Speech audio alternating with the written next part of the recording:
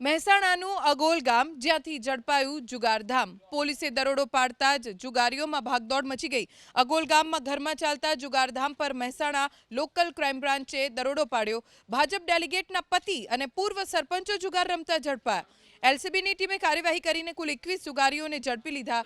ઝડપાયેલા આરોપીઓમાં ભાજપ મહિલા ડેલિગેટના પતિ સાહિલ જાદવ, ભાજપના પૂર્વ ડેલિગેટ કુરેશી કાળુભાઈ અને પૂર્વ સરપંચ જાદવ ઉસ્માનનો સમાવેશ થાય છે। પોલીસ તપાસમાં સામે આવ્યું કે દાઉદ જાદવ પોતાના આર્થિક ફાયદા માટે જુગાર રમાડતો। પોલીસે રોકડ સહિત કુલ 22.32 લાખનો મુદ્દામાલ જપ્ત કર્યો। સાથે 19 મોબાઈલ ફોન અને 4 વાહનો જપ્ત કર્યા। તમામ સામે ગુનો નોંધવામાં આવ્યો છે। એલસીબીની ટીમે કાર્યવાહી કરીને કુલ 21 જુગારીઓને ઝડપી લીધા।